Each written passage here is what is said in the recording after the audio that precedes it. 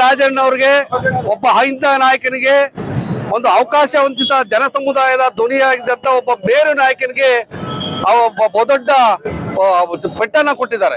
ಅವರು ಸಚಿವ ಸ್ಥಾನದಿಂದ ತೆರವು ಮಾಡೋದ್ರ ಮುಖಾಂತರ ಇಡೀ ಅಹಿಂದ ಸಮುದಾಯಕ್ಕೆ ಮಾಡಿರುವಂತ ದೊಡ್ಡ ಅವಮಾನ. ಅವ್ರಿಗೆ ನೋಟಿಸ್ ಅನ್ನ ಕೊಟ್ಟು ವಿವರಣೆನ ಕೊಡ್ಲಿಕ್ಕೆ ಕಾಲಾವಕಾಶ ಕೊಡದಲ್ಲ ಆತುರವಾಗಿ ಅವ್ರು ತಗೊಂಡಂತ ನಿರ್ಣಯ ಇದೆಯಲ್ಲ, ಇದು ಸಮಗ್ರ ಅಹಿಂದ ಜನ ಸಮುದಾಯಕ್ಕೆ ಬೆನ್ನುಮೂಳೆ ಮುರಿದಂಗ ಆಗ್ತದೆ.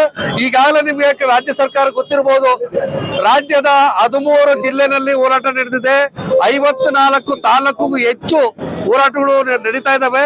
ಸರ್ಕಾರ ಮತ್ತು ಹೈಕಮಾಂಡ್ ಸನ್ಮಾನ್ಯ KN ರಾಜಣ್ಣ ಅವರು ಏನ್ ಮಾಡಿದ್ದಾರೆ ಅದನ್ನ ಇವತ್ತ ಆ ಒಂದು ನಡೆನ ಖಂಡಿಸಿ ಇವತ್ತ ಸಿರಾ ತಾಲೂಕಿನ ಹಿಂದುಳಿದ ದಲಿತ ಅಲ್ಪಸಂಖ್ಯಾತರ ಮತ್ತೆ ಎಲ್ಲ ಸಮಾಜದ ಮುಖಂಡರುಗಳು ಮತ್ತೆ ಪಕ್ಷಾತೀತವಾಗಿ ಜಾತ್ಯತೀತವಾಗಿ ಸಹಕಾರಿಗಳು ಎಲ್ಲ ಸಮುದಾಯದವರು ಸೇರಿ ಇವತ್ತೇನು ಮಹಿಳೆಯರು ರೈತರು ಎಲ್ಲ ಸೇರಿ ಈ ಒಂದು ಹೈಕಮಾಂಡ್ನ ತೀರ್ಮಾನವನ್ನ ಖಂಡಿಸಿದ್ದಾರೆ.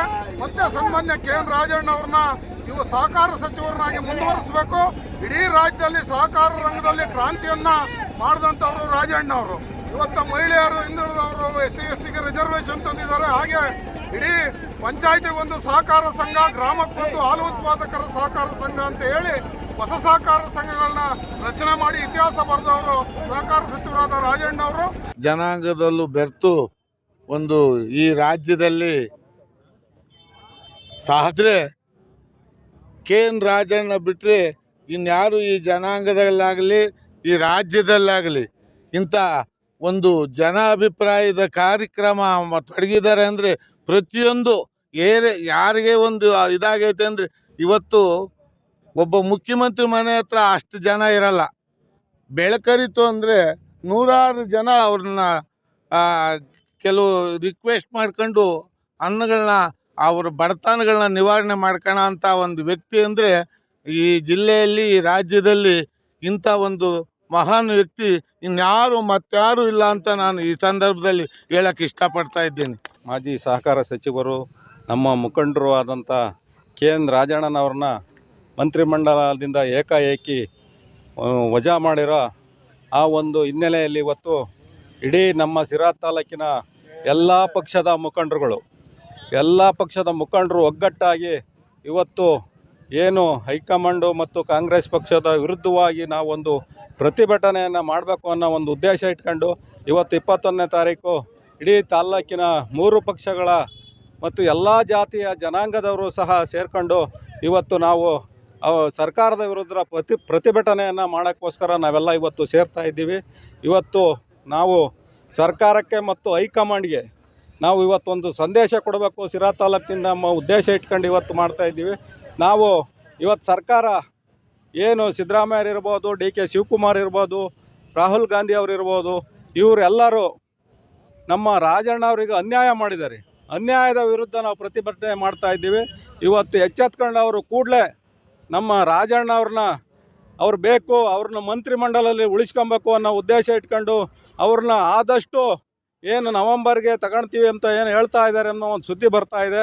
ನವಂಬರ್ ಡಿಸೆಂಬರ್ನೊಳಗೆ ರಾಜಣ್ಣ ಅವ್ರನ್ನ ಮಂತ್ರಿಮಂಡಲಕ್ಕೆ ತಗೊಂಡಿಲ್ಲ ಅಂದರೆ ಅವ್ರನ್ನೇನಾದರೂ ಕಡೆಗಣಿಸಿರು ಅಂದರೆ ಇಡೀ ಜಿಲ್ಲೆನೇ ಕಡೆಗಣಿಸ್ದಂಗೆ ಆಗುತ್ತೆ.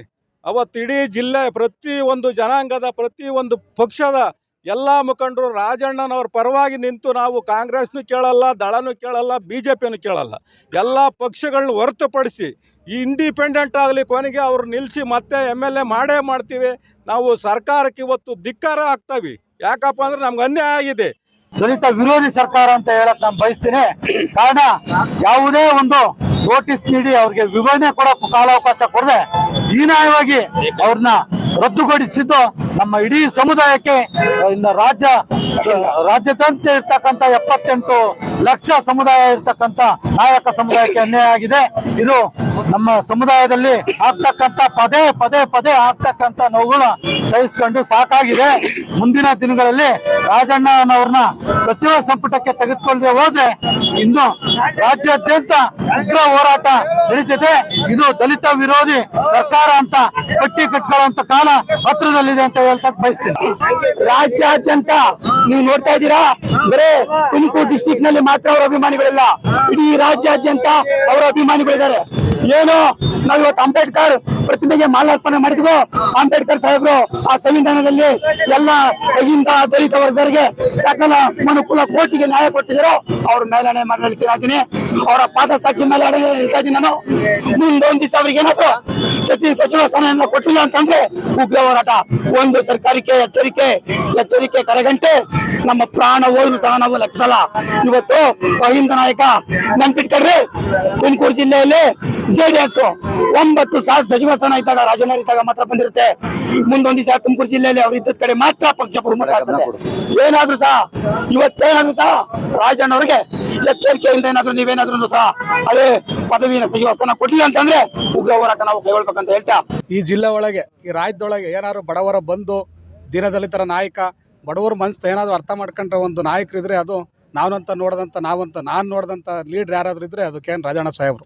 ಯಾಕೆ ಅಂತಂದರೆ ಅವ್ರು ಬಾಜಿ ಆಗಲಿ, ಆಲಿ ಆಗಲಿ, ಮಂತ್ರಿ ಇರಲಿ, ಏನು ಅಧಿಕಾರ ಇಲ್ದಿದ್ರು ಅವ್ರ ಮಂತ ಜನ ಹೋಗ್ತಾರೆ. ಯಾಕೆ ಅಂತಂದರೆ ಬಡವ್ರನ್ನ ಭಾಳ ಪ್ರೀತಿಯಿಂದ ಅವ್ರ ಹೃದಯನ ಗೆದ್ದಿರೋಂಥ ನಾಯಕ ಅದು ರಾಜಣ್ಣ ಸಾಹೇಬರು. ಹಾಗಾಗಿ ರಾಜಣ್ಣ ಅವ್ರಿಗೆ ಸರಿಸಾಟಿ ನಾಯಕರೇ ಯಾರಿಲ್ಲ ಈ ಜಿಲ್ಲೆ ಒಳಗಾಗಲಿ ರಾಜ್ಯ ಒಳಗಾಗಲಿ. ಏನಾದರೂ ತಳ ಸಮುದಾಯಗಳ ನಮಗೆಲ್ಲ ಏನಾದರೂ ಒಂದು ಶಕ್ತಿ ಅಂದ್ರೆ ಅದು ರಾಜಣ್ಣ ಸಾಹೇಬರು ಮಾತ್ರ ಶಕ್ತಿ. ಹಾಗೆ ಎಲ್ಲ ಬುಕ್ಕಾಪಟ್ಟಣ ಹೋಬಳಿ ಇವತ್ತೇನು KNR ಅಭಿಮಾನಿಗಳು ಒಗ್ಗೂಡಿ ಪಕ್ಷಾತೀತವಾಗಿ, ಜಾತ್ಯತೀತವಾಗಿ ಗ್ರಾಮ ಪಂಚಾಯತಿ ಮೆಂಬರ್ಗಳು ಇರ್ಬೋದು, VSSN ಡೈರೆಕ್ಟರ್ಗಳು ಇರ್ಬೋದು, ಎಲ್ಲ ಸರ್ವಪಕ್ಷದ ಮುಖಂಡರು ಇವತ್ತು ಈ ಸಭೆಗೆ ಎಲ್ಲ ಭಾಗವಹಿಸ್ತಿದ್ದಾರೆ. ಅದರಿಂದ ಹೆಚ್ಚಿನ ಸಂಖ್ಯೆಯಲ್ಲಿ ಇನ್ನೂ ಭಾಗವಹಿಸಿ ಸಭೆಯವ್ರು ಮಾಡಬೇಕು. ನಾನು ಈ ಸಂದರ್ಭದಲ್ಲಿ ಒಂದು ಮಾತು ಕೇಳ್ತೀನಿ ಕಾಂಗ್ರೆಸ್ ಪಕ್ಷದ ಹೈಕಮಾಂಡ್ಗೆ. ರಾಜಣ್ಣ ಅವರು ಏನು ತಪ್ಪು ಮಾಡಿದ್ರಿ ಹೇಳ್ರಪ್ಪ. KN ರಾಜಣ್ಣ ಸಾಹೇಬರು ಏನು ತಪ್ಪು ಮಾಡಿದ್ರು ಹೇಳ್ರಿ. ಸಹಕಾರ ಇಲಾಖೆ ಕೊಟ್ಟಿದ್ರಿ, ಏನು ಹಗರಣ ಮಾಡಿದ್ರಾ, ಲೂಟಿ ಮಾಡಿದ್ರಾ, ಏನು ಕೊಳ್ಳೆ ಹೊಡೆದಿದ್ರಾ, ಯಾರ ಹತ್ರ ದುಡ್ಡು ಇಸ್ಕೊಂಡಿದ್ರಾ, ಯಾವ್ದನ್ನ ಹಗರಣಕ್ಕೇನೋ ಒಳಗಾಗಿದ್ರಾ? ಕುತಂತ್ರ ಮಾಡಿ ನೀವು ಮಾಡವಾರೆಲ್ಲ ಕುತಂತ್ರ ಮಾಡಿ ಒಬ್ಬ ದೀನದಲಿತ ನಾಯಕರನ್ನ, ಹಿಂದುಳಿದವ್ರನ್ನ ಈ ಥರ ತುಳಿಬೇಕು ಅಂತ ಎಷ್ಟು ದಿವಸದಿಂದ ಸ್ಕೆಚ್ ಹಾಕೊಂಡಿದ್ರಿ ಹೇಳ್ರಿ ನೀವು.